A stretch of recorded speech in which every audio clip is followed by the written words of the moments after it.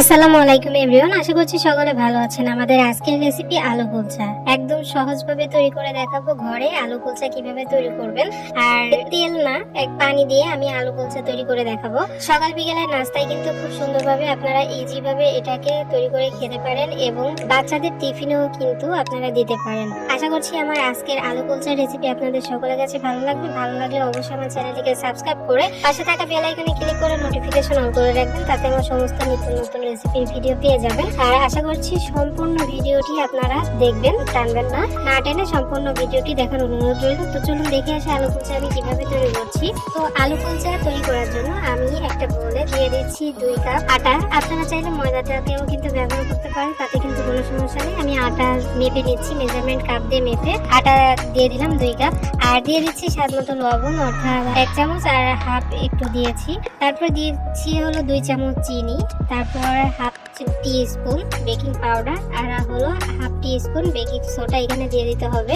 এখন সবকিছু দেওয়া হয়ে গেলে শুকনো উপকরণগুলো খুব সুন্দর করে মিশিয়ে নিতে হবে, যাতে কোনো কিছু এক জায়গায় দলা পেকে না থাকে। তার জন্য আমার শুকনো উপকরণগুলো যখন ভালোভাবে মেশানো হয়ে গেছে, তখন এখানে দিয়ে দিচ্ছি সামান্য তেল। একদম অল্প করে তেল দিবেন, বেশি দিতে যাবেন না, তাহলে কিন্তু আলু কুলচাটা একদম খাস্তা হয়ে যাবে, ভালো হবে না।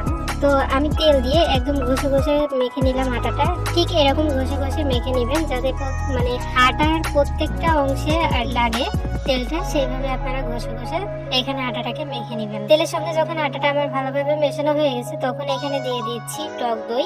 এখানে আমি 4 চামচের মতো টক দই দিলাম। ফ্রিজে যদি থাকে তাহলে আগে থেকে বের করে নর্মাল করে তারপর পানি ঝরিয়ে নেবেন। পানি ঝরিয়ে ভালো মতো ফেটিয়ে নেবেন। আমি এখানে 4 চামচ টক দই দেওয়ার পর আমি এখানে খুব সুন্দর করে হাত দিয়ে চেপে চেপে মেখে নিচ্ছি। একদম চাপ দিয়ে দিয়ে মেখে নিতে হবে, কিন্তু মাখা যখন হয়ে যাবে টক দইয়ের সঙ্গে, তখন আমি এখানে দিয়ে দিব একদম নর্মাল পানি। একদম অল্প অল্প করে পানি দিয়ে একটা ডো তৈরি করে নিতে হবে।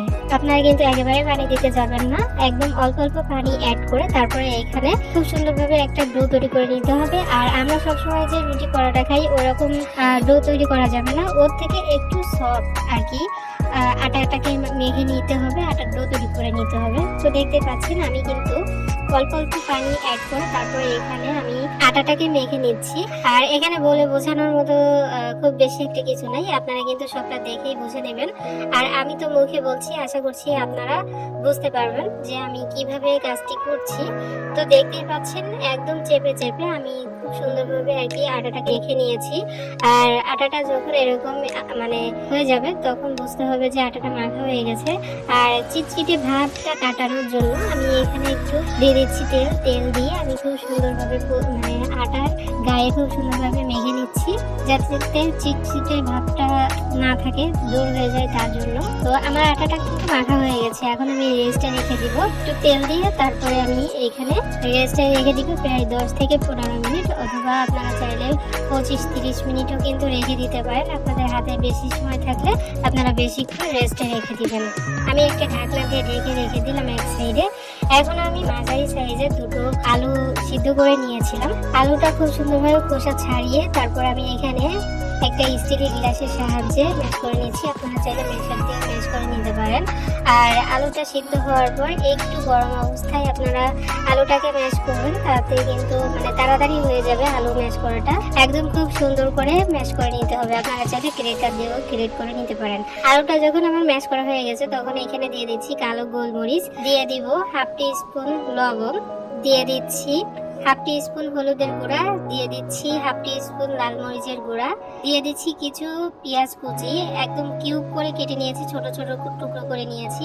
আর হলো কিছু কাঁচা মরিচ। আপনারা এখানে মরিচটা কে কতটুকু খাবেন সেই পরিমাণ অনুযায়ী আপনারা মরিচের পরিমাণটা দিয়ে দিবেন। আমি এখানে 3 রকমের মরিচ ব্যবহার করেছি, অর্থাৎ কালো গোলমরিচ, কালো গোলমরিচে কিন্তু ঝাল আছে, যথেষ্ট ঝাল। তারপর কাঁচা মরিচ দিয়েছি, তারপরে লাল মরিচের গুঁড়ো দিয়েছি। আপনারা সবকিছু একটু মেপে ঝুপে আর কি নিজেদের পরিমাণ মতো আর কি দিবেন, কে কতটুকু মরিচ খাবেন। আলুটা খুব সুন্দর করে মেখে নিয়েছি। দেখুন মাখা যখন হয়ে গেছে আলুটা, তখন এক সাইডে রেখে দিব। এক সাইডে রেখে দিয়ে আমি আটাটা আবারও একটু মেখে নিব প্রায় 15 মিনিট পরে। আর কতটা সফট হয়েছে আপনারা কিন্তু দেখতেই পাচ্ছেন। আমি আমি আবারও একটু মথে নিব। যদি মনে হয় যে হাতে লেগে যাচ্ছে তাহলে একটু শুকনো গুঁড়া দিতে পারেন। এখানে শুকনো গুঁড়া বা আটা বা ময়দা দিতে পারেন, দিয়ে আবার খুব সুন্দর করে মথে নিতে পারেন। খুব সুন্দর করে মথে নেওয়ার পর আমি একদম সমান করে ছোট ছোট মানে একই সাইজের লেচি করে নিব। খুব বেশি ছোট না আবার খুব বেশি বড় না, একদম মাঝারি সাইজের লেচি তৈরি করে নিয়েছি। দেখতে পাচ্ছেন আমরা রুটি বা পরোটা যেরকম খাই তার থেকে আর একটু মানে দুটো পরোটা অথবা দুটো রুটি যাতে হয় সেই পরিমাণ আর কি লেচি করে নিতে হবে। তো দেখতে পাচ্ছেন খুব সুন্দর করে প্রত্যেকটা লেচি তৈরি করে নিয়েছি একই সাইজের। এখন একটা লেচি অল্প করে একটু আটা দিয়ে তারপর হাতের সাহায্যে আর কি একটু লম্বা করে নেব।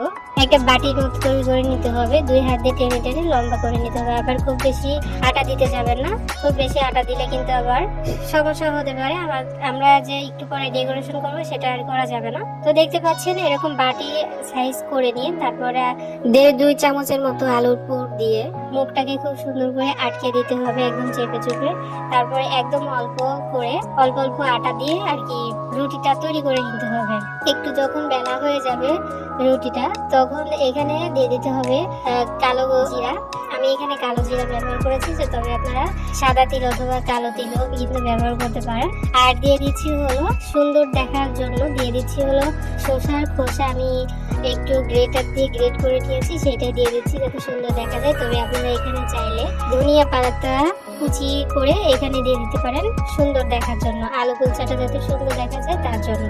যাই হোক আলু কুলচাটা কিন্তু আমার তৈরি হয়ে গেছে, দেখতে পাচ্ছেন খুবই সুন্দর দেখা যাচ্ছে। আলু কুলচা যখন হয়ে গেছে তখন আমি চলে এসেছি চুলায় একটা প্যান বসিয়ে দিয়েছি আর একটু পানি দিয়ে দিয়েছি। পানি দিয়ে তারপর একটা আলু কুলচা আমি দিয়ে দিলাম। আলু কুলচাটা দিয়ে ঢাকনা দিয়ে দিতে হবে। ঢাকনায় যদি কোনো ছিদ্র থাকে তাহলে অবশ্যই বন্ধ করে দিতে হবে যাতে ভিতরে ভাবটা বাইরে বেরিয়ে না আসে, তার জন্য। আমি এখানে একটা লবঙ্গ দিয়ে দিলাম। লবঙ্গ দিয়ে তারপরে ঢাকনাটাকে বন্ধ করে দিলাম। আর পানিটা শুকানো পর্যন্ত আপনারা কিন্তু জাল করে নেবেন। আর জালটা একদম মাঝারি থেকে একটু কমে রেখে তারপর আলু কুলচাটা তৈরি করে নেবেন। তো দেখতে পাচ্ছেন আলু কুলচাটা কতটা সুন্দর দেখা যাচ্ছে। প্রায় 2 থেকে 2.5 মিনিট মতো কিন্তু আমি আলু কুলচাটা রান্না করে নিয়েছি পানি তাপে। আপনারা চাইলে এখানে পানি অথবা তেল কিন্তু মানে সামান্য তেল কিন্তু দিতে পারেন। তবে আলু কুলচা প্রথম একটা বা দুটা হতে সমস্যা হবে বা তুলতে সমস্যা হবে, তবে পরের গুলা কিন্তু আর কোনো সমস্যাই হবে না। একটা আলু কুলচা হয়ে গেছে, আমি উপর থেকে ঘি বিরাজ করে দিচ্ছি। আপনারা চাইলে বাটারটাকেও কিন্তু ব্যবহার করতে পারবেন। এখানে আলু কুলচার উপরে এবং নিচে সমানভাবে ঘি অথবা বাটার ব্রাশ করে দিয়ে উল্টিয়ে পাল্টিয়ে খুব সুন্দর করে আর কি ভেজে নিতে হবে আলু কুলচাটা। আলু কুলচাটা কতটা পারফেক্ট হয়েছে, কতটা সুন্দর হয়েছে আপনারা কিন্তু ইতিমধ্যে দেখেই বুঝতে পারছেন যে আলু কুলচাটা কিন্তু ফুলে খুব সুন্দর হয়ে গেছে। তো আমি আলু কুলচা একে একে আমি তৈরি করে আপনাদেরকে পরিবেশন করে দেখাচ্ছি যে আমার আলু কুলচাটা ঠিক কেমন হয়েছে। তো দেখতে পাচ্ছেন ইতিমধ্যে আমাদের আলু কুলচা কিন্তু সবগুলোই তৈরি হয়ে গেছে। আর দেখতে কিন্তু মাশাআল্লাহ অসম্ভব সুন্দর দেখাচ্ছে, আর খেতেও কিন্তু মাশাআল্লাহ অসম্ভব মজার হয়েছিল। যে যেখান থেকে আমার ভিডিওটি দেখছেন অবশ্যই একবার হলেও বাড়িতে ট্রাই করবেন, তাহলে কিন্তু বুঝতে পারবেন। এখন আপনাদের সামনে আমি একটা আলু কুলচা ভেঙে শেয়ার করে দেখাচ্ছি। দেখতে পাচ্ছেন কতটা সফট হয়েছে।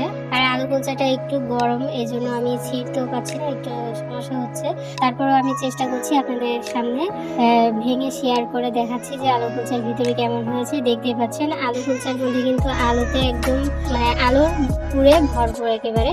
আশা করছি আপনাদের সকলের কাছে আমার আজকের রেসিপি ভালো লেগেছে। ভালো লাগলে অবশ্যই সাপোর্ট করে যাবেন। মূলত আমার আজকের রেসিপি এতটুকুই। আমার আলু কুলচার রেসিপি কেমন লাগলো সবাই অবশ্যই কমেন্ট করে যাবেন। মূলত এতটুকুই ছিল আমাদের আলু কুলচার রেসিপি। সবাই অনেক ভালো থাকবেন, সুস্থ থাকবেন। আমার পরবর্তী ভিডিও দেখার আমন্ত্রণ জানিয়ে আজ এখানে বিদায় নিচ্ছি। আল্লাহ হাফিজ।